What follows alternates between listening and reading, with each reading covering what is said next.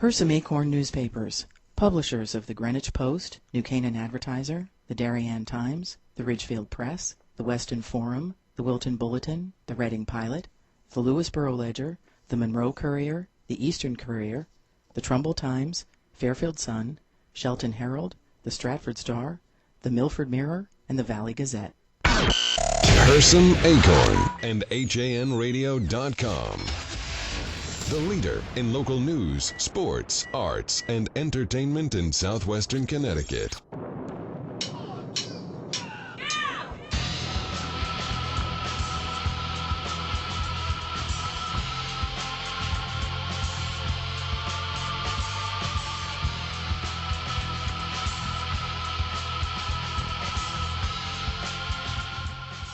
From the studios of HAN Radio and simulcast around the world via Hersam Acorn, that's my always my little Mike Francesa opening. I'm Rob Adams. Welcome to Nutmeg Sports for a Tuesday here on HANradio.com, streaming live on the Hersam Acorn Network. Andrew Frateroli back from parts far and wide. You are back with us finally after a day off. It was Virginia. It wasn't that far. It wasn't that wide. Come on, I was trying to make it more exciting. I mean, I could make something up and say I went around the world, but... That's the idea. Yeah, all right. It's always fun to make stuff up. And Josh Fisher's going to join us in a little while, but the 16-year-old wonderkind is across the way. If anyone does have a different name, we are open to suggestions. We are. Not that I don't love the wonderkind. I'm honored. But we're just looking for a little change. I'm no king of the universe like Sean Adams. Well, yeah, King of the Universe is trying to figure out when exactly he can stumble into the shot, by the way. Sean Adams is here today, and he's going to come in the back way. I thought he was going to go over to the side of the table, but I don't think we ever quite established where his shot was going to be. He didn't realize it. Mario had it all set. We had it all set. Sean didn't know where to go, so Sean is working this out now. Sean is an innovator. He is, and he's going to sit right now at Josh Fisher's chair for the moment. You can stay there. Stay there. Stay there. You pull that microphone over. You're the king of the universe. You can do whatever you want. You are. Okay, go ahead. Hello. Hello. How are you? Don't pull the microphone around. It bangs and people don't want to hear that. How are you? Good. Good. Yeah. We didn't work this all out with you because No. you're so antisocial. So You could have. I guess. So he's we've got the 16-year-old wonderkind and the 13-year-old king of the universe. How do I upgrade to that? How do I get my promotion? You got to talk to Marty Hersam on that one. Yeah, I'll pass. I think you've got the cachet. Plus, Marty knows your father, doesn't he? True. See? Connections. Where Marty knows his father and isn't quite as high on him. So there's a difference. There's a joke embedded in there. Anyway, welcome to the show for this. Boy, by the way, Sean, I'm looking at the shot of you right now as I look on YouTube. You're devastatingly handsome to begin with, but you are kind of hiding behind that microphone because it's so tall in front of your face. But anyway, so, well, first of all, Summer, how are you?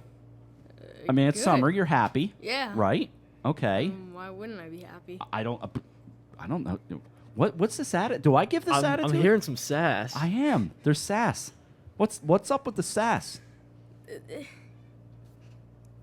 I got nothing. That's what I thought. 203-442-9055 if you want to address the Wonderkind and the King of the Universe.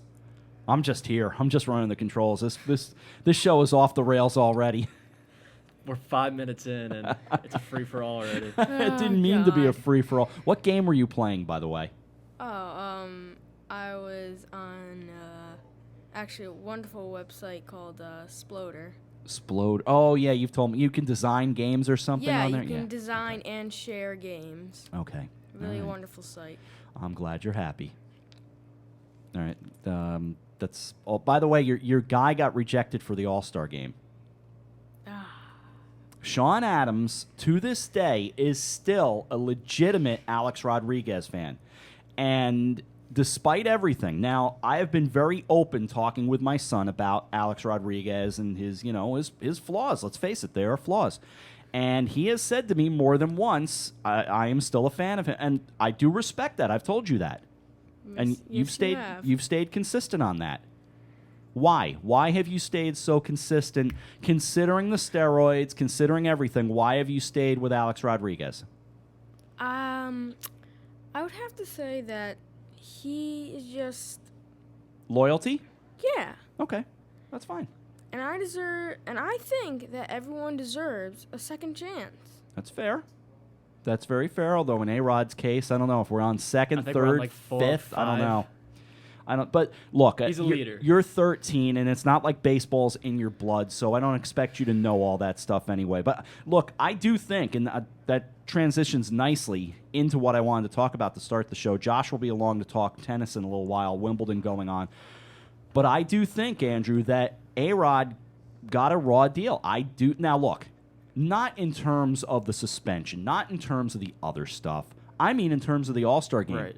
I think he's having a good year. He's having a very good year, but the thing with him is he can't get a bid at any other position other than DH because I agree. He's played a little bit of first base here and there, but Well, okay, here would be my argument. Why would you not put him on the ballot for that final vote? Now, he stands no chance in winning. oh, I'm with you. I think he should have been on the vote. I think Brett Gardner should have. Brett not been Gardner should have made the All-Star. That's what I'm saying. Yeah. So, I mean, I disagree with the format of pretty much everything about the All-Star game. A-Rod should have been on the ballot, but he has no fan support behind him, even from Yankee fans, and no player support. So, 284, 16 home runs, 47 runs batted in. If you like OPS, he's 902. Those are pretty good numbers. He's on a very good year. It's a very good year. It's a super bounce back year. The guy could win comeback player of the year. He could, and he should. Either he As of or now. either him or Teixeira. And Teixeira, a week ago I said he could be an All-Star, and I didn't think he would be an All-Star. He winds up being an All-Star. So Teixeira makes it. Now, Ned Yost was quoted, and again, remember, it counts. Okay, whatever, baseball. Ned Yost quoted, and I'm sorry to turn away from the camera. We talked about A-Rod a lot, Yost said. You look back at this 5-man vote, and we have 3 infielders, 2 outfielders, and we felt that it was important that we don't. We have Brock Holt that can play anywhere in the infield, but any other position, we have a starter and a backup. In the outfield, we have 3 starters and 3 backups. So I just felt very strongly that if we could get another infielder or another outfielder out of that 5-man vote, it would help us. That's what went in that decision. Ned, come on. Come on, Ned. Come on, Ned. I mean, the bottom line on A-Rod is this. I get it, America.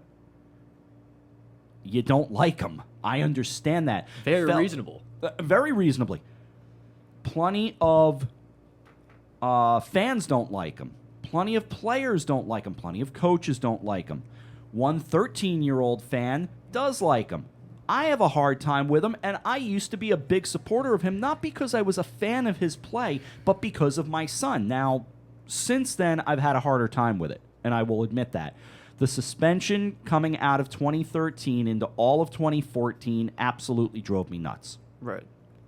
I mean, I've been a fan of Alex Rodriguez since I was a kid. I grew up watching the Yankees and watching A-Rod and Jeter, and A-Rod was an inspiration to me as a kid until like 2011 when his antics got a little shaky, and then the PEDs, and I've lost so much respect for him. But then again, he can play ball. The guy cannot stay out of trouble.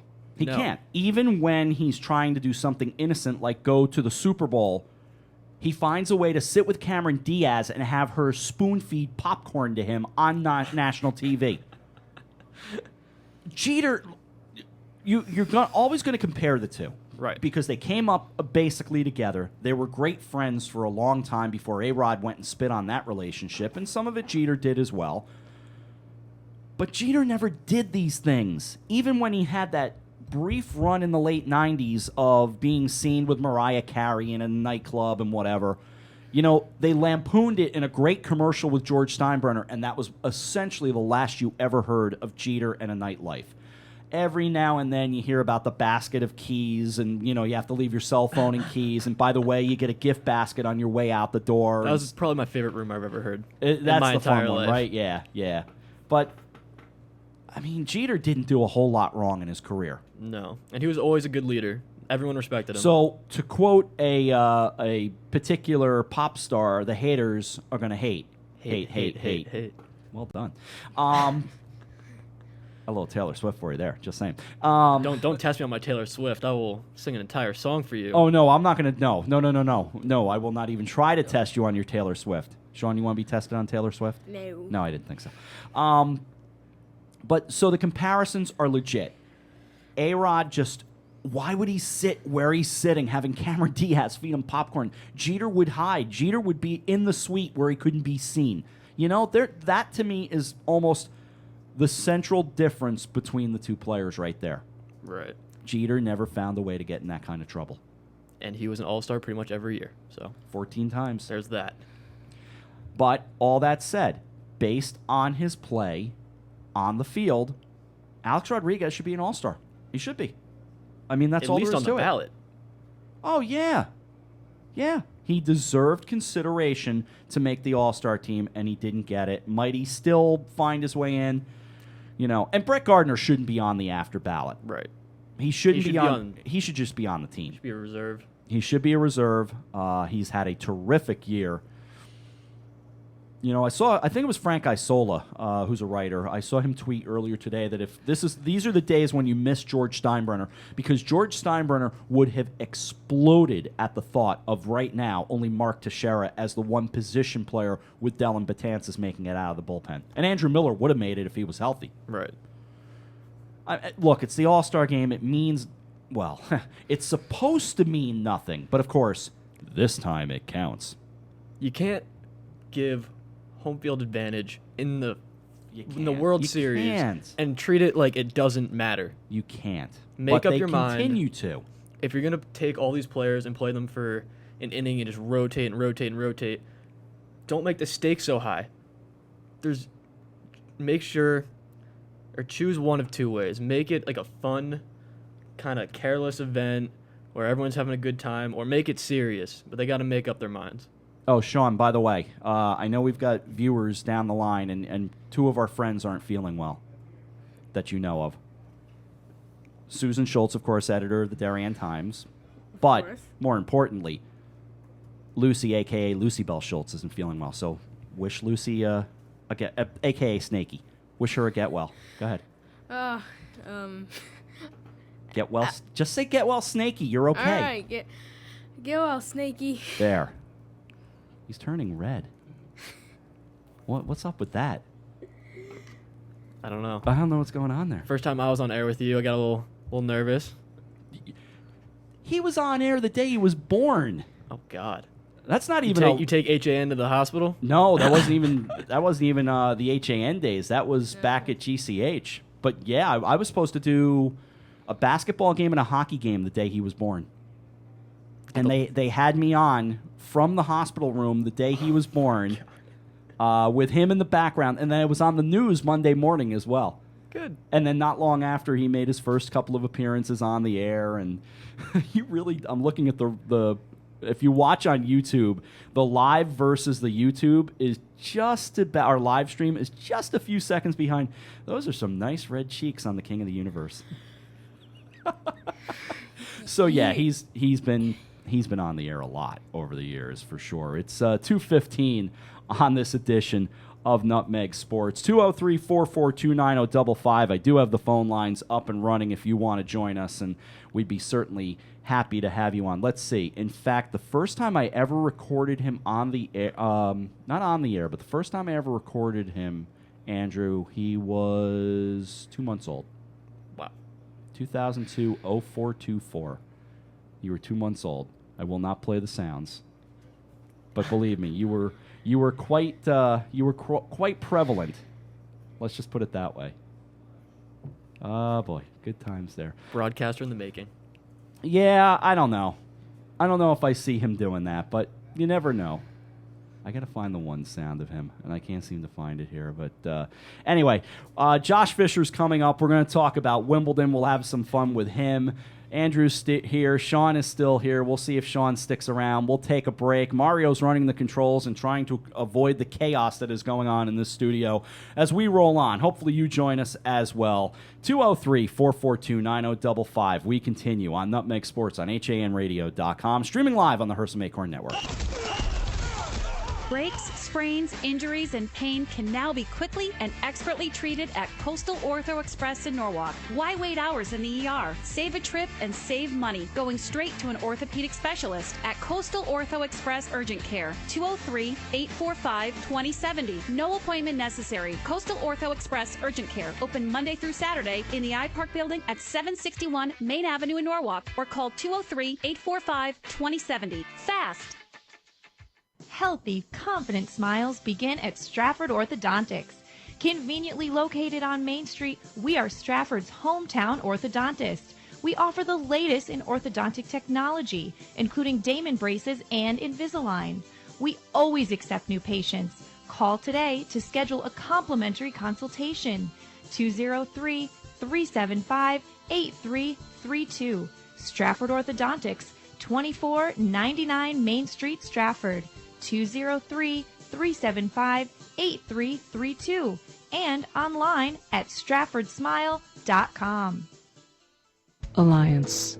We are an industry leader in coordinating transportation for large events such as corporate road shows, conferences, and special events. Our team of experts understands the dynamics and logistics of high-pressure situations and complex arrangements, all within a rapidly changing environment. Since 1999, we have added charter jets, event management, and personal protection to our range of services. Mention this ad for $25 off your next round-trip reservation. Alliance and you. Together, we can achieve the extraordinary.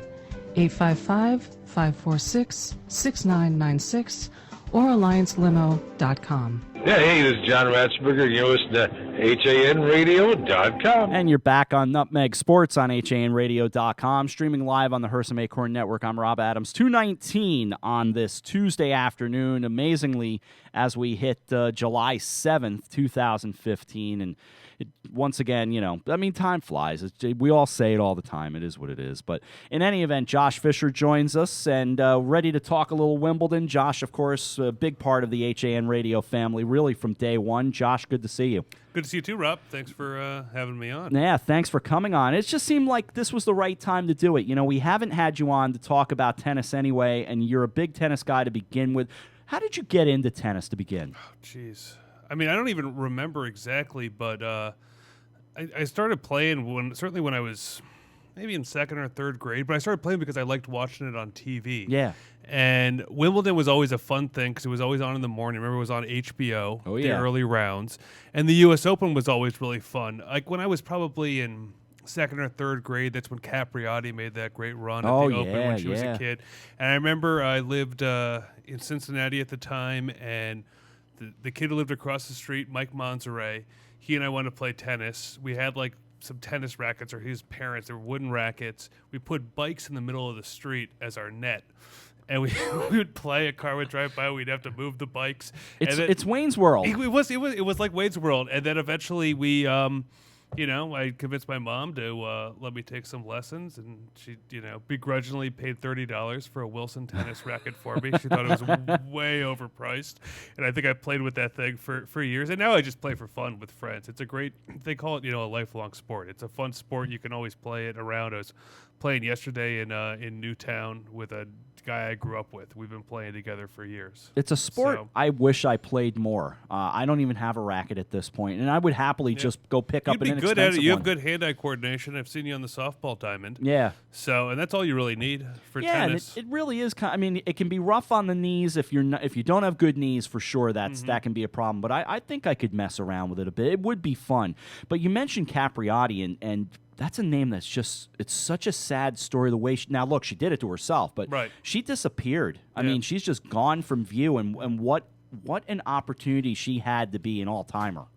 Yeah, but you never know with these kids. Kind of like it's like Macaulay Culkin or something like that. It's he's a cute kid, he's a really good actor, but who knows what it's like behind the scenes. And then they grow up, and you get a little older. I mean, tennis has a lot too, even since that in the past 20 plus years.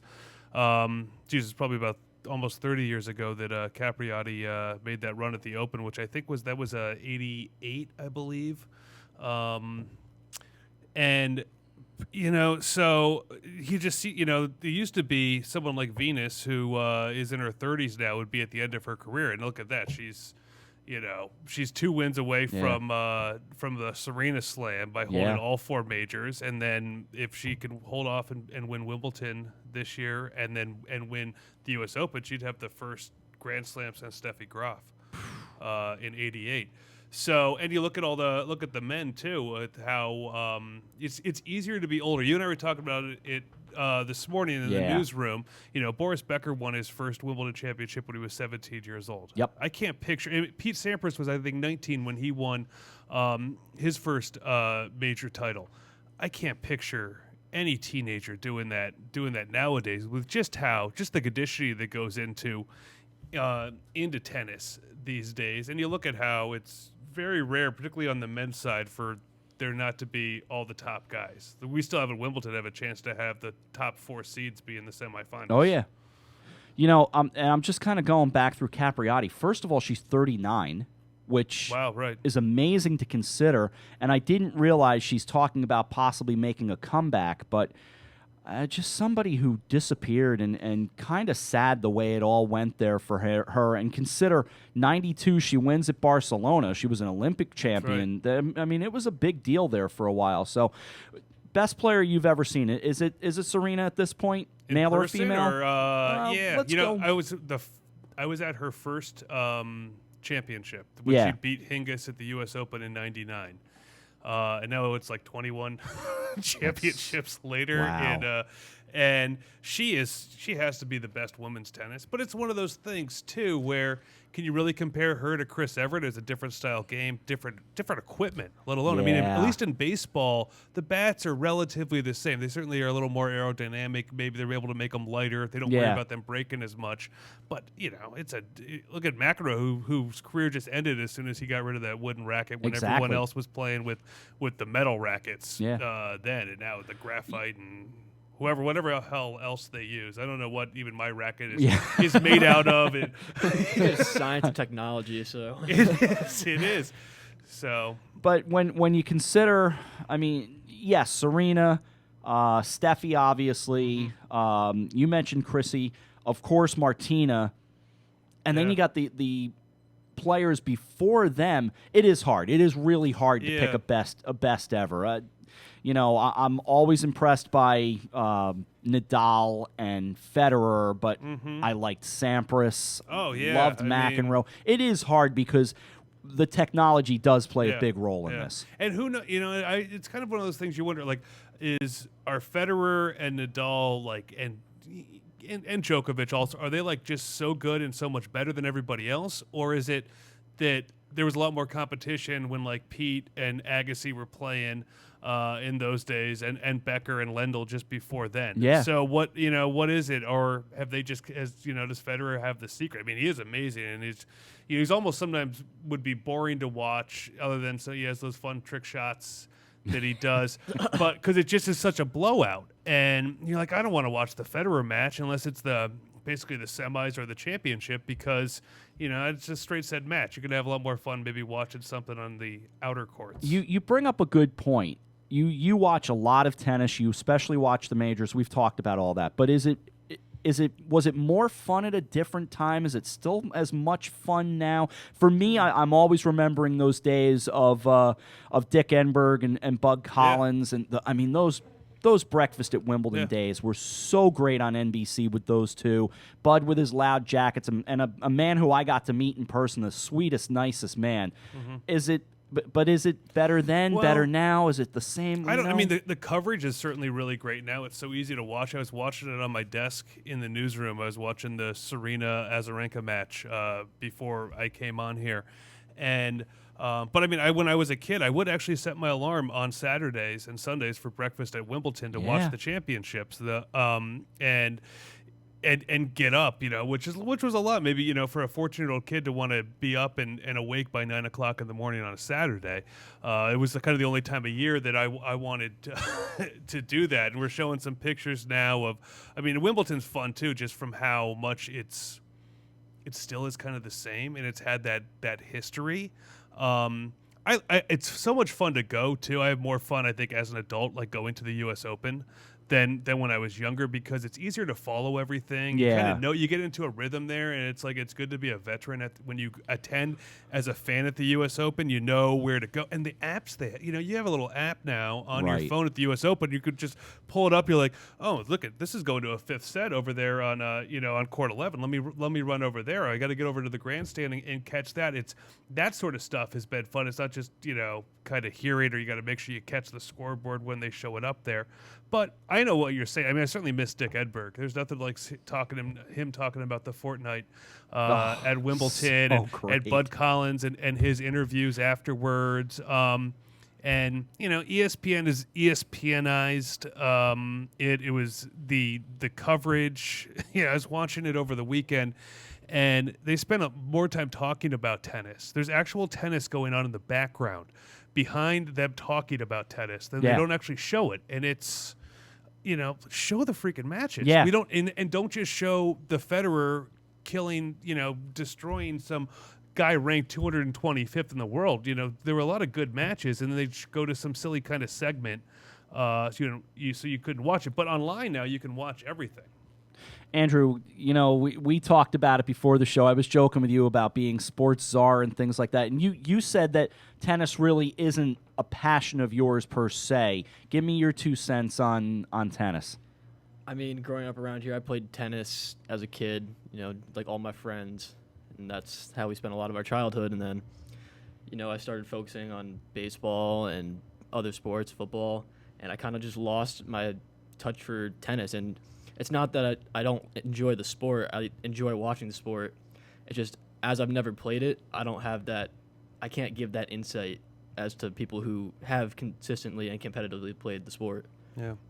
One thing I really like about these tournaments too is you could compare them, the major tournaments, the four of them, particularly Wimbledon and the U.S. Open, which are the easiest to watch because of time. When the matches are on. Yep. And just it's summertime too now. Wimbledon is it signifies summer has actually really began, and it's late this year. Normally the championships are around the July 4th weekend, but they held it off for an extra week this year, which I think is nice also.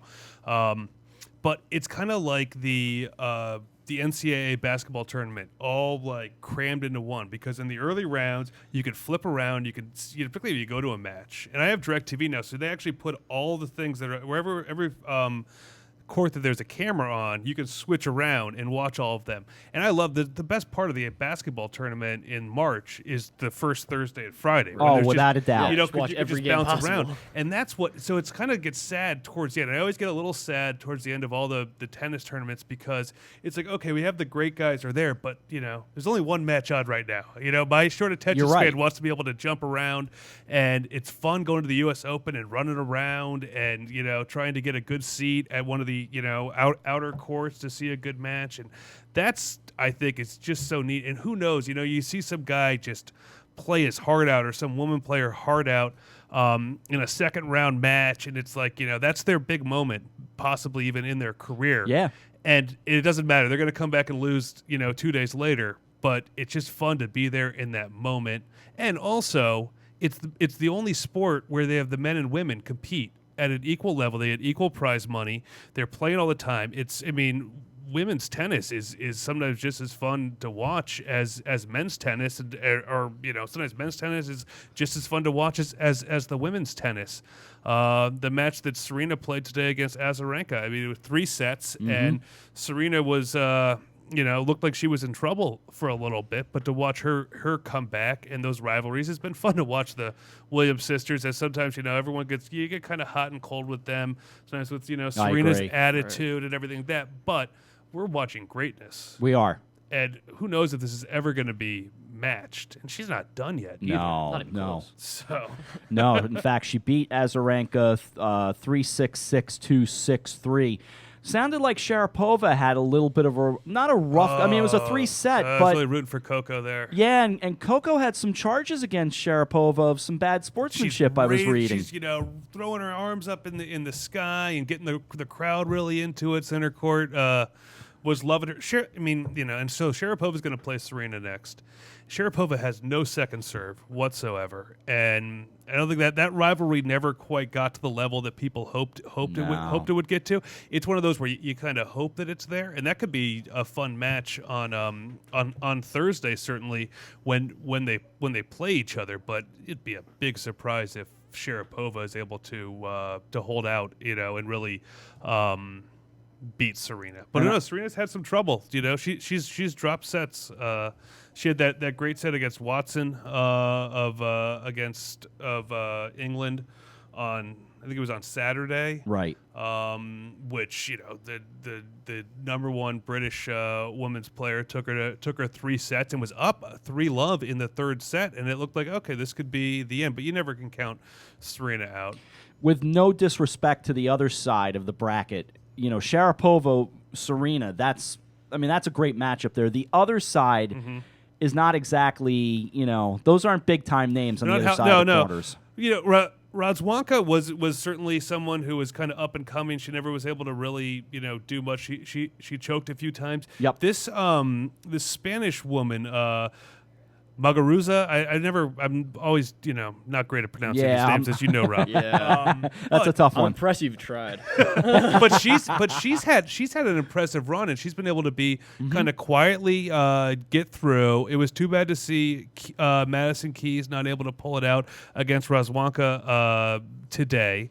But she had it's impressive for women's tennis. We had or U.S. women's tennis. Right. We had the U.S. had 3 women in the quarterfinals at Wimbledon, and they and Keys could have easily beat Radzwanka. My guess would be that it'll be Williams probably against the Spaniard there in the final, which should be exciting on Saturday.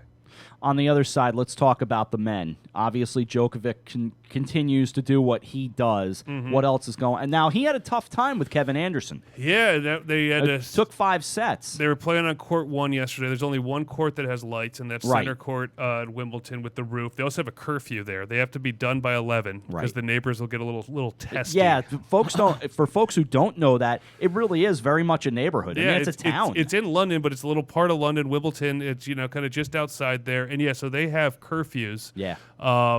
And that was the deal because it used to be when it got dark they stopped playing, but then they added the roof because of all the rain.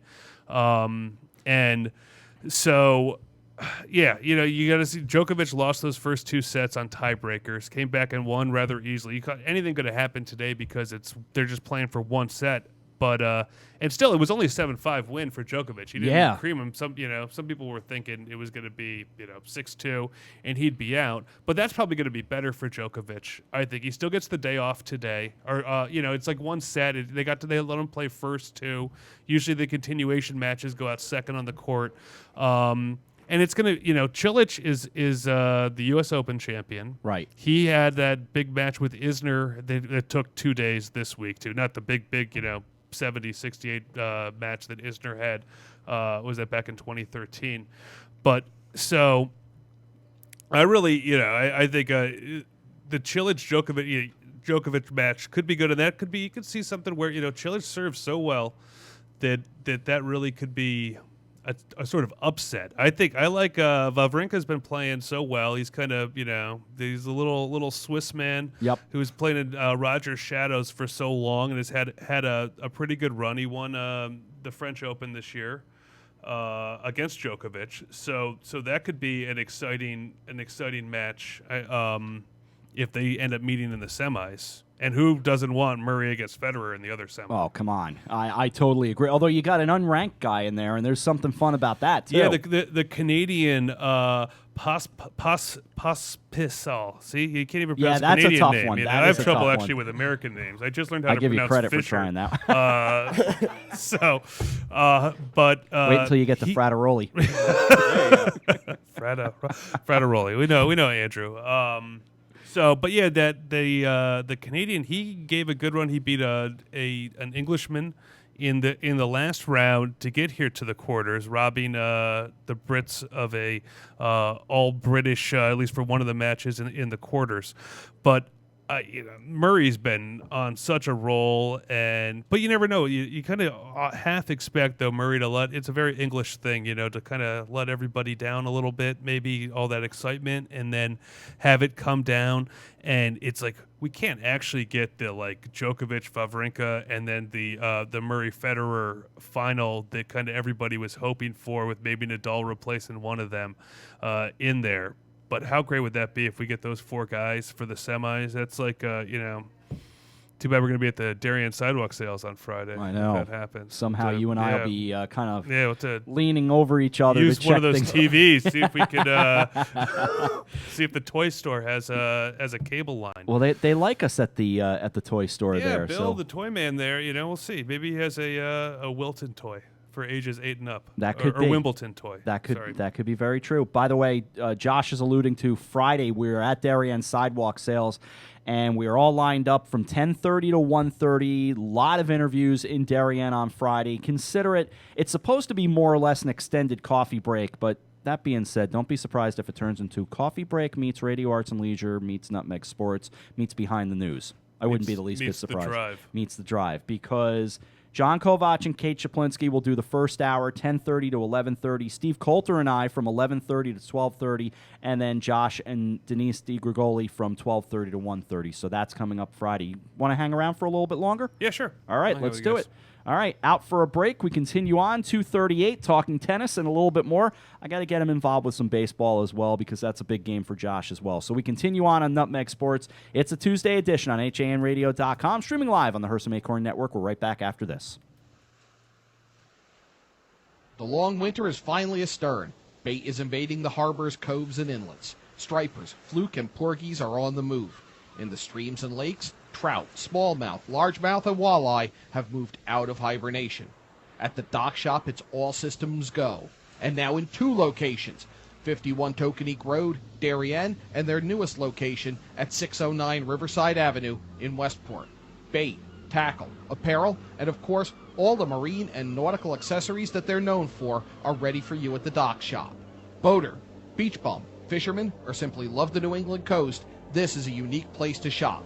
The Dock Shop, 51 Tokenique Road, Darien, 609 Riverside Avenue, Westport. Visit us at dockshop.com.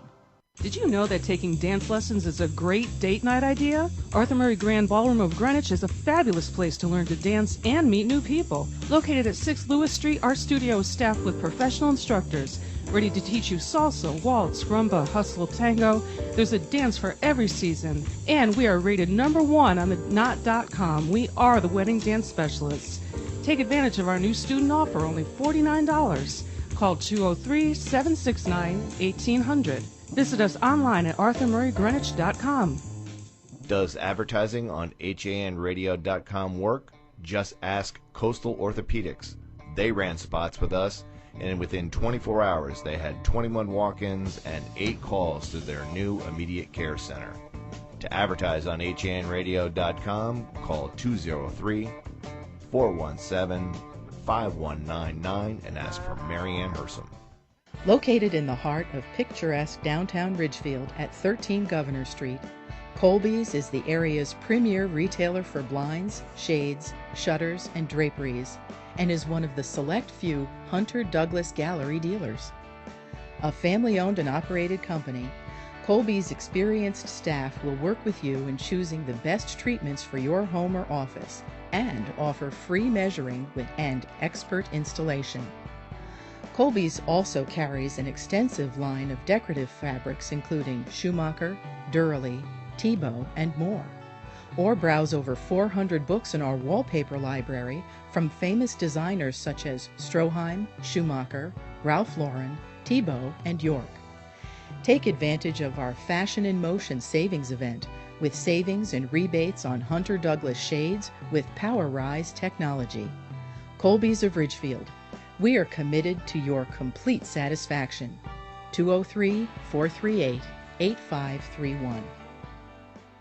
It's lots of characters. Specializing in children's birthday parties with your child's favorite characters. When you want to party hardy, when you need to celebrate, call us, we won't be late. We help create lasting memories for you and your child on their special day. Call us at 203-590-1791 or visit our website at lotsofcharacters.org for more information and to see our party packages. Lots of Characters, 203-590-1791 or online at lotsofcharacters.org. It's grilling season, and Walter Stewart's Market is your local destination for the finest grill-ready certified Angus beef strip steaks, skirt steaks, 100% grass-fed ribeyes, all-natural pork ribs, Arthur Ave-style kebabs, fresh-cut veggies, delicious grab-and-go salads, chilled rosé wine, and ice-cold craft brews right next door. Walter Stewart's, your fresh local market, 229 Elm Street, New Canaan, and shop online for groceries and wine delivered to your door at stewartsmarket.com. Now you can keep up with what's happening in Darien with the convenience of the Darien Times Online. Your choice. Print or digital subscription for just $45 a year. Or get the print and digital bundle for just $10 more, $55 a year. To subscribe to the Darien Times, go to hersamsecure.com/CIRC or call the circulation department at 203-894-3388. The Darien Times, now in print and online. Don't miss a single issue. Subscribe today. Hersam Acorn and HANradio.com. Back with you on Nutmeg Sports, 243 on HANradio.com, streaming live on the Hersam Acorn Network. I'm Rob Adams. Josh Fisher, Andrew Frateroli across the way, and doing a lot of talking about tennis, of course, with Wimbledon well underway, the fortnight at the All England Club. And Josh, we've seen some great matches at Wimbledon over the years, some really famous matches, and in the majors as well. But what would be, I mean, maybe there's an obvious choice, and I'm sure there is. What would be the best one you can think of? At Wimbledon? I mean, that 2008 men's championship between Nadal and Federer was, which remember they finished. It was almost dark out when they finished it because they introduced the roof with the lights the next year. Yes, and there was a lot of rain, so they kept stopping and restarting that. So it was like 7 hours. I started it on a DVR, so I started like a little late, but then of course we caught up eventually from fast forwarding through the commercial. And it just and the rain delays, and it just kept going on. I remember watching it with some friends. I have some friends we maybe get together for the championships every now and again, and it was just amazing. And you kind of didn't want it to end. You knew with the darkness it kind of had. You also didn't want it to go until Monday. No. But that one a year or two before that, where it was Roddick, when you still didn't know that Federer was just going to be the all-time champion that he is, and you'd hoped that Roddick was going to win another major, and I think Roddick lost to Federer 15-13 in the final set, and that was probably 2007, I think, and that was just quite a match. I had a lot of fun watching that up at a friend's house on Candlewood Lake, so we had a lot of fun.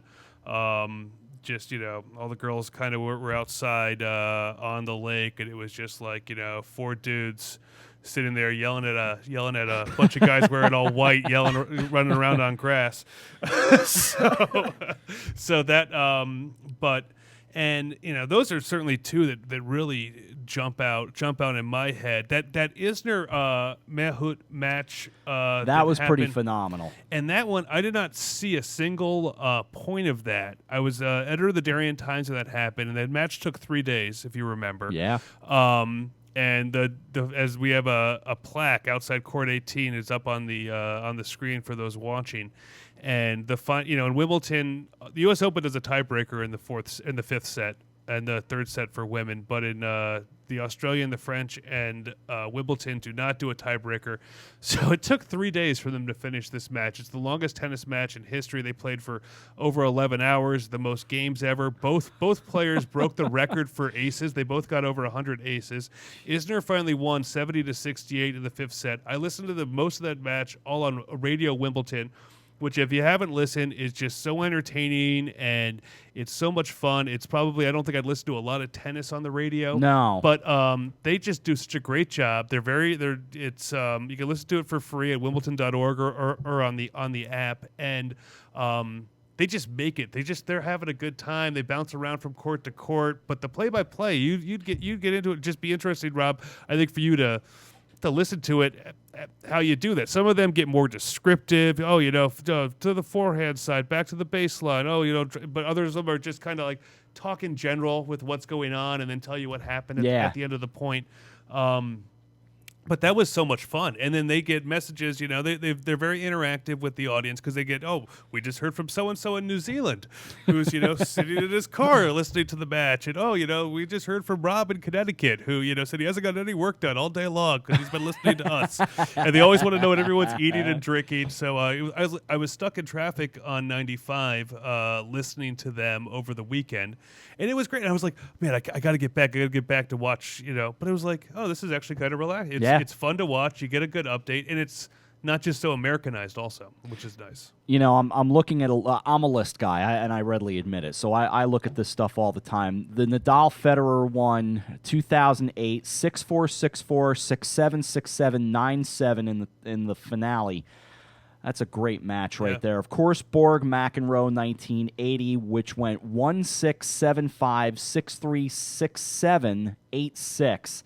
And just a total back and forth. And I vaguely remember that one. Couple of others, Pancho Gonzalez and Charlie Pasarell, 1969. I mean, the score here goes 22-24, 1-6, 16-14, 6-3, 11-9. I think, and that was previously the longest match before the Isner match, and that was before there were any tiebreakers at all. Yeah. Which...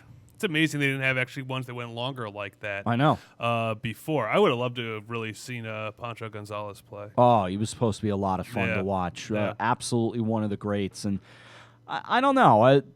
That Isner one, that's tough to top for me. Although the Nadal-Federer one. Yeah, I mean, that was for the championship. And that was Nadal winning, too, which was a big deal because Federer hadn't lost on grass. I think he'd won 5 straight at that point at Wimbledon. You know, Isner had so many blisters on his foot after those 3 days of tennis that he just got creamed in the next match he was in. And that was a first-round match, that match that went on forever. And they played each other again in the first round the next year, and it didn't take as long. And Isner had another shot this year against Cilic to do a long one. It got continued in the 5th set the next day, and then which I think they picked it up on Saturday, I guess on Saturday, and Cilic won in it was like a minute and a half. They came back and the match was over. Hard to top, of course, Andy Murray knocking off the 77-year wait when that finally happened. And I have to admit, I was pretty excited for that as well. And I remember at the time, and I still think Sports Illustrated got it wrong, and when did they ever get it right? I actually immediately tweeted that in my mind, at that point, Andy Murray was Sportsman of the Year that year. And I still think he was. Who'd they pick that year? I want to say it was LeBron. Okay. Which, you know, again, it's about selling magazines, and we understand that. We understand the bottom line, but I remember SI kind of picking up on it, and they were somebody tweeting was into it as well. So it was kind of interesting to follow there for a day or so. But that's a lot of. It's fun just to watch how much they get into it. I mean, I'd love to go to make it out there one year, and I hope I do one. I hope I do too. You know, I've been to the train station. I've been on the train line because I was with family 2000. I was in London, and we were going to Henry VIII's house. Is also down that way, but it's further down the rail line. And I went right through the Wimbledon train station, and I'm watching it go by. And I was with a bunch of people that wouldn't have necessarily cared about going out to that same trip. I was in Scotland and just, you know, a couple of miles from St. Andrews, and I'm at the birthplace of golf, and I can't go. Oh, that's too bad. I think I could have made a bigger push had it been a historic baseball site. Right. We also didn't have any wheels with us, so I guess there was that as well. Anyway, 251 here on Nutmeg Sports. When you get right down to it, who's going to be the champions this year? At Wimbledon? I mean, my guess obviously would be Serena. I think on the men's side, any of those 4 top guys. And, you know, the chances of all 4 of them making it to the semis, too, there's got to be an upset. Remember last year going to the U.S. Open, it was like, okay, it's going to be Djokovic against Federer. That's going to be the championship. They were in the semis. They both lost the semis.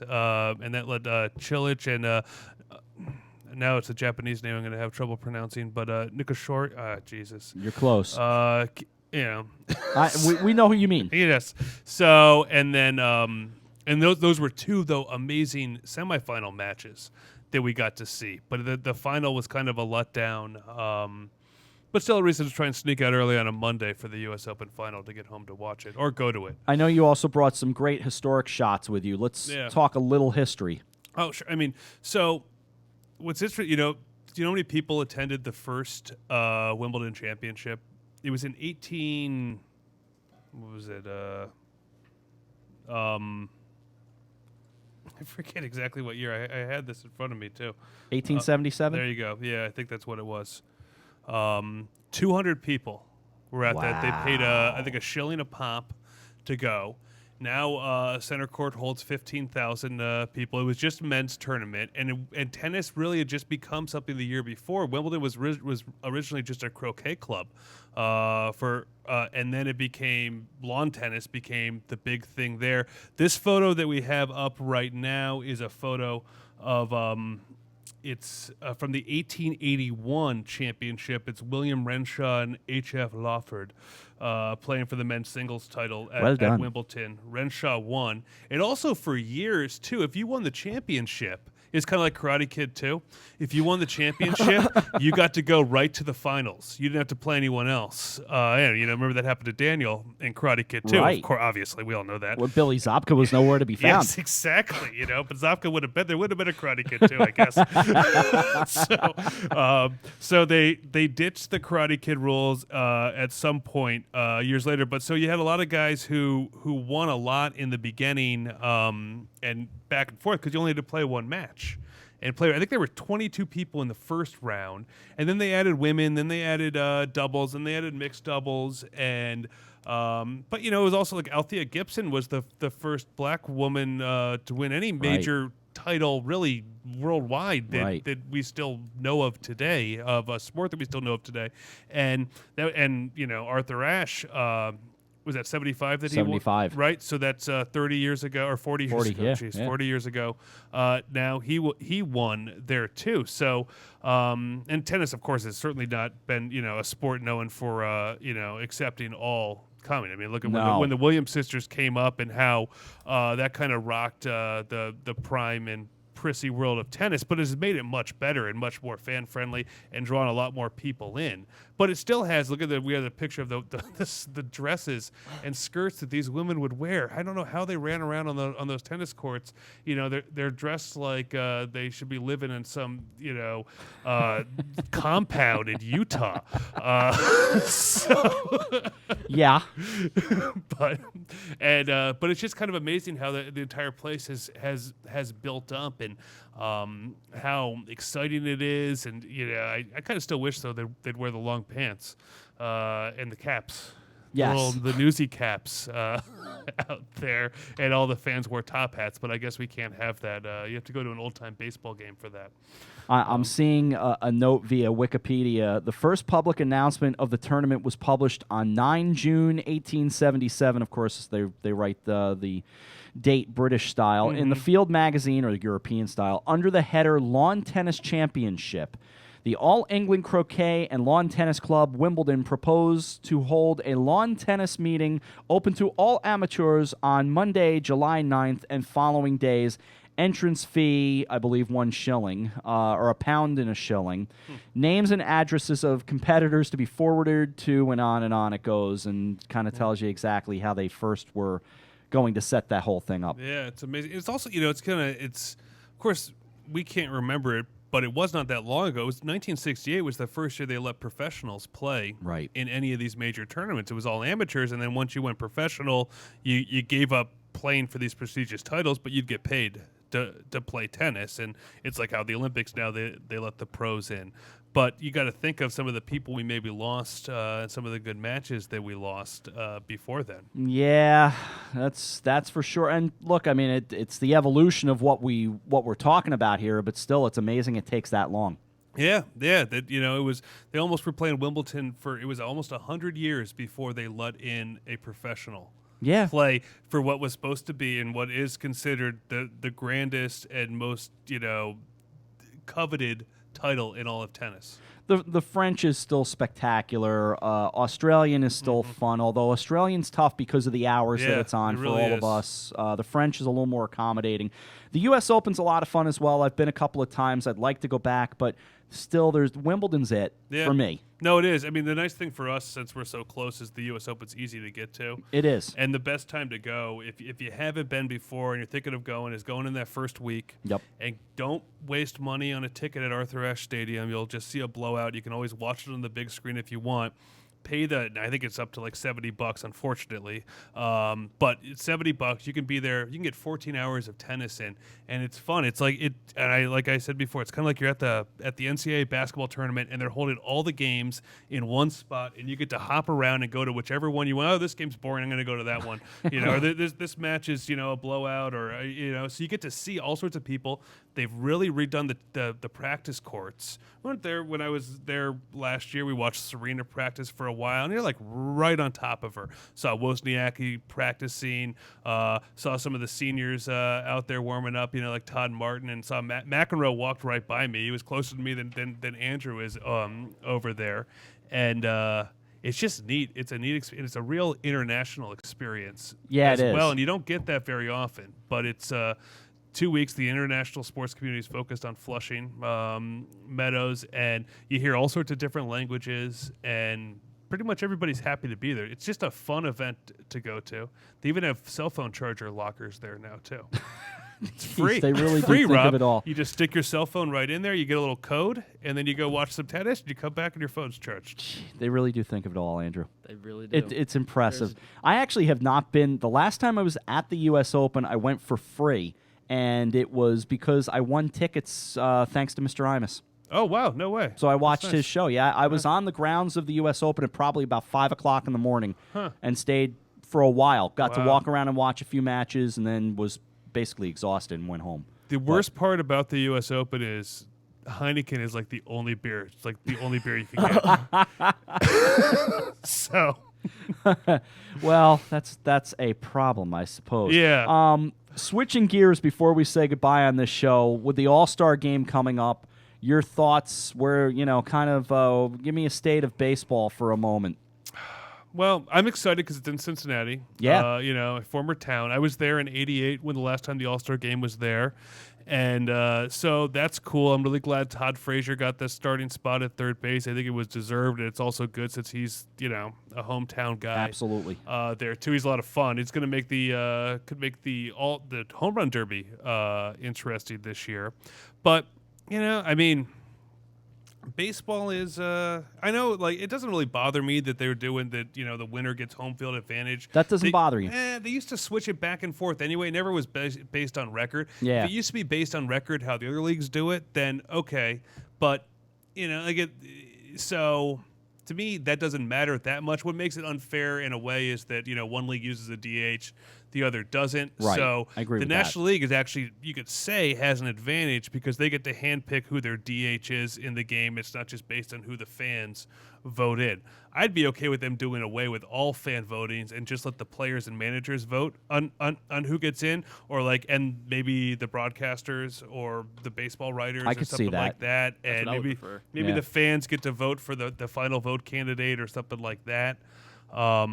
But I have always, I don't know, for some reason, I've always just found the All-Star game to be something fun. It's a way, I remember as a kid, my dad would always make sure he was home that night and not working. And with my brothers, he'd bring home a bunch of, food, something would make my mom very angry that he bought. And we would just sit there and watch the game and, and eat and just, have fun talking about baseball. And it's fun to see all the players. The hats they wear this year are going to be kind of stupid, but at least they still get to wear their uniforms, unlike the other sports. There is that. So I wish they went full pillbox with those. Those caps. If you're going to do it, at least go pillbox. And there was a moment that they said they were going to do pillbox, and that turned out to be a hoax, unfortunately. Right. Yeah. Which is too bad. So that would have been kind of fun because Cincinnati is really one of the true.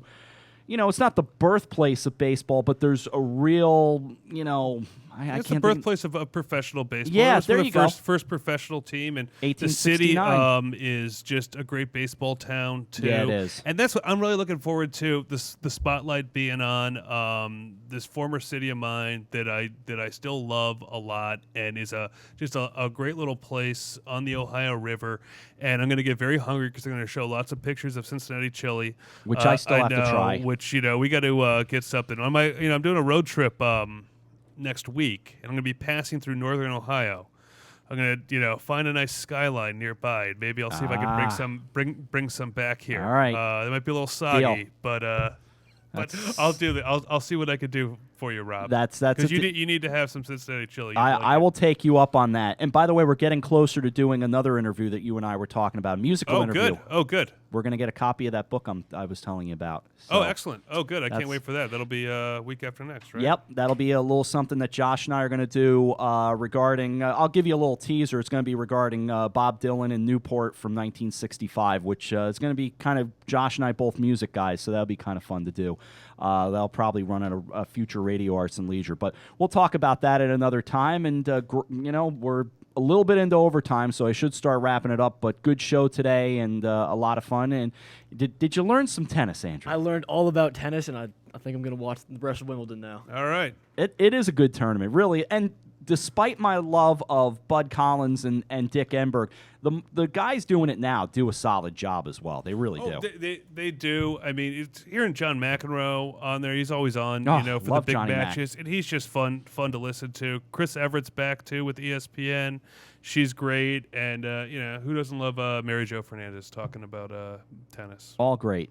All good ones for sure. So thanks to Mario running the controls today. Thank you for checking us out. Back tomorrow for another Nutmeg Sports. Keep an eye on things going on down in Bridgeport. We didn't get there. I guess they're just crazy busy down there this week, but we wanted to have some folks on from the Bluefish because of the All-Star game, the street fair, everything going on.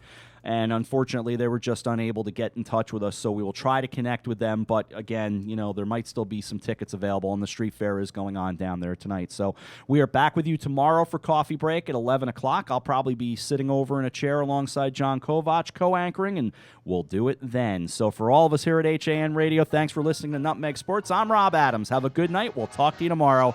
Thanks for watching. Have a great night. So long, everyone. And they're counting on you.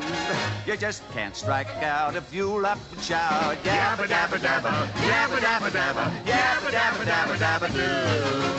Yabba dabba dabba dabba doo.